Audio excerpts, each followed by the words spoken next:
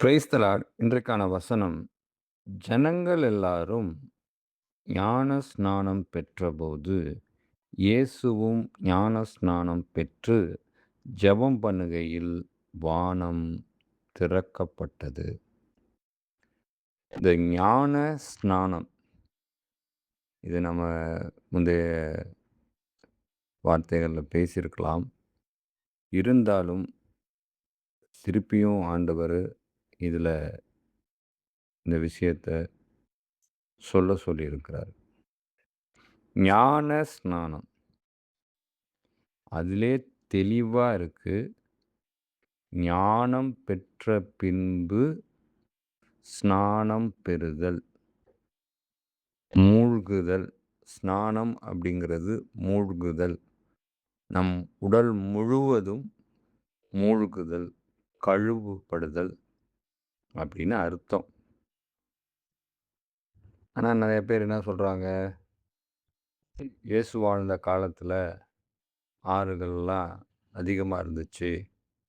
அதனால தான் அங்க போய் ஞானஸ்நானம் குடுத்தாங்க. இப்ப இருக்க காலகட்டங்கள்லாம் ஆறுகள்லாம் குறைஞ்சிருச்சு. அதனால தெளிப்பு ஞானஸ்நானம் குடுக்குறாங்க. ஒண்ண தெளிவா புரிஞ்சுக்கணும். தெளிப்பு ஞானஸ்நானம் மனிதனால் கொண்டு வரப்பட்டது. இது வேதத்தால் அருளப்பட்டதல்ல. அதாவது ஆரம்பத்துல இருந்த இந்த ஞானஸ்நானத்த நமக்கு ஏற்புடைய வகையில, நமக்கு வசதியான வகையில அதை எப்படி மாத்த முடியுமோ, அப்படி மாத்தி வைத்திருக்கிறோம். ஆனா உண்மை இது இல்ல. இன்னொன்னு, இந்த வசனத்திலேயே தெளிவா இருக்கு. ஜனங்கள் ஞானஸ்நானம் பெற்றபோது, இயேசுவும் ஞானஸ்நானம் பெற்றார்ன்னு. அதிலேயே தெரிய வேணாமா? இன்னொன்னு, ஸ்நானம்ங்கிறது மூழ்குதல்னு அர்த்தம். வெறும் ஒரு கை தண்ணீய எடுத்து தலையில வச்சு, நான் ஞானஸ்நானம் கொடுக்கிறேன்னா, இது எந்த விதத்தில பொருந்தும்னு நெனைக்கிறீங்க? வேதனையான காரியம். சபை போதகர்களுக்கு இந்த வெளிப்பாடு இல்ல. வருத்தமான காரியம் இது. சபை போதகர்களுக்கு, சபை மூப்பர்களுக்கு இந்த வெளிப்பாடு இல்ல. நெறைய ஆவிக்குரிய ஊழியம் செய்கிறவர்களுக்கே இந்த வெளிப்பாடு இல்ல. அதுதான் வேதனையான காரியம். ஸ்நானம்னாலே மூழ்குதல்னு அர்த்தம். கழுவப்படுதல்னு அர்த்தம். முழுவதும் கழுவப்படணும். பேதுருட்ட ஆண்டவர் என்ன இப்ப நீ அனுமதிக்கல, உன் கால கழுவ அனுமதிக்கல அப்டின்னா, நீ என்னுடைய ராஜ்யத்துல நீ பங்கு பெறவே முடியாது. என் கூட நீ ஐக்கியப்பட முடியாது. என் உடன்படிக்கைக்குள்ளே நீ வர முடியாதுன்னு சொன்ன பிறகு, ஆண்டவரே நீங்க தலை முதல் கால் முழுவதும் கழுவுங்க. நான் முழுவதுமா உமக்கு அர்ப்பணிக்கப்படணும். முழுவதுமா உமது உடன்படிக்கைக்குள்ள வரணும். முழுவதுமா உமது ராஜ்யத்துக்குள்ள வரணும்னு பேதுரு சொல்லலையா? ஏன் இது நமக்கு புரிய மாட்டேங்குது? இன்னும் அந்த பழைய விஷயத்தையே புடிச்சு வச்சுக்கிட்டு இருக்கிறோம். கொஞ்சமாவது சிந்திங்க. பிறந்த குழந்தைக்கு ஞானம் இருக்குமா? அத எப்படி நீங்க ஞான ஸ்நானம்னு சொல்றீங்க? பிறந்த குழந்தைக்கு ஞானம் இருக்குமா? ஞானம்னா என்ன முதல்ல? இயேசுவை அறிகிற அறிவு. பாவ மன்னிப்பின் நிச்சயம். புதிய வாழ்க்கையின் ஆரம்பம். இதெல்லாம் பிறந்த குழந்தைக்கு இருக்கா? பெயர் பிரதிஷ்டைன்னு சொல்லலாம்.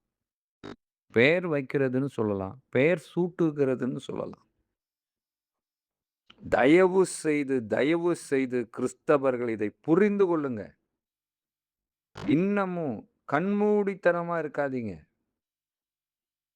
ஆண்டவர் என்ன சொல்ல வருகிறார் என்பதை புரிந்து கொள்ளுங்கள். இங்க ஏன் ஆண்டவர் ஞானஸ்நானம் எடுக்கணும்? சர்வ வல்லமை உள்ள தேவன். முதல்ல அவர் கடவுளா இருந்தாலும், அவர் 100% மனிதனா இருந்தார்.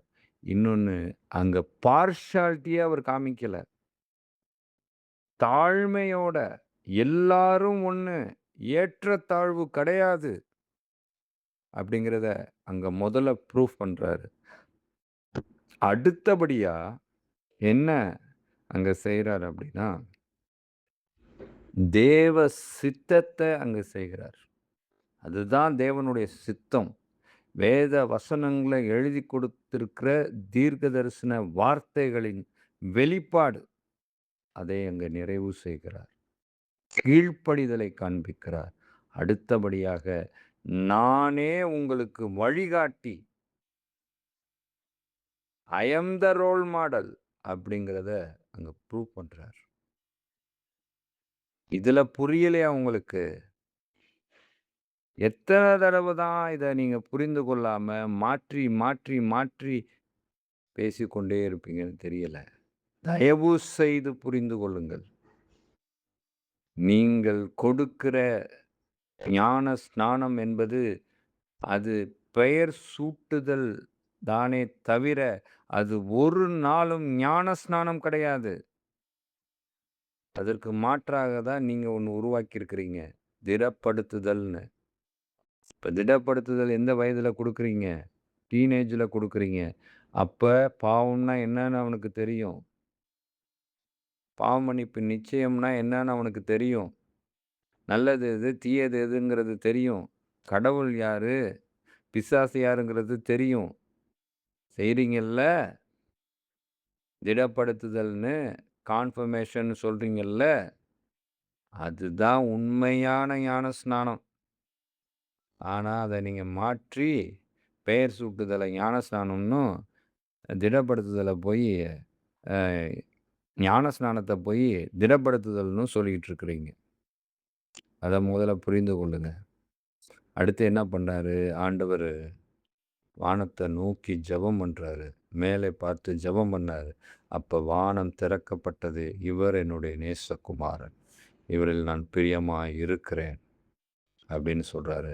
இதிலேருந்து நாம புரிந்து கொள்ள வேண்டியது என்னன்னா, கடவுளுக்கும் நமக்குமான அந்த உறவை ஏற்படுத்துகிற ஒரு வழிகாட்டியாய் இயேசு கிறிஸ்து அங்கே நிறுத்தப்பட்டிருக்கிறார். அடுத்தபடியாக, வானம் திறக்கப்பட்டது என்பது கடவுளுக்கும் நமக்குமான உறவு, ஜெபம் கடவுளிடத்திலே சென்று சேருகிறது. நமக்கும் கடவுளுக்கும் இடையில எந்த ஒரு தடையும் இல்லாதபடி அதை கொண்டு செல்கிறவராய், நம்மை கூட்டி சேர்க்கிறவராய், நமக்காய் பரிந்து பேசுகிறவராய் இயேசு கிறிஸ்து நடுநிலையாய் நம்முடனே கூட இருக்கிறார் என்பது அர்த்தம். இனிமேலாவது புரிந்து கொள்ளுங்க சகோதர சகோதரிகளே. இனிமேலாவது உணருங்க. இன்னமும் இந்த பாரம்பரியத்தையே பிடிச்சுக்கிட்டு ஓடாதீங்க. வேதம் என்ன சொல்லுதுங்கிறத அறிந்து அதன்படி செயல்படுங்க. நீங்களே தனியா உட்கார்ந்து யோசிச்சு பாருங்க. ஞான ஸ்நானம்னா என்ன? போட்டு பாருங்க. கூகுள்ல போட்டு பாருங்க. அதுல ஹீப்ரூல பாருங்க. இல்ல வேற ஏதாவது மொழியில பாருங்க. என்ன குடுத்திருக்கு? அத விட்டுட்டு பெயர் சூட்டுதல ஞான ஸ்நானம்ன்னும்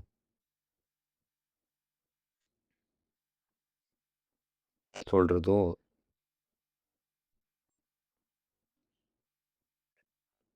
ஞான ஸ்நானத்த திடப்படுத்துதல்ன்னு சொல்றதோ எந்த விதத்தில நியாயம்?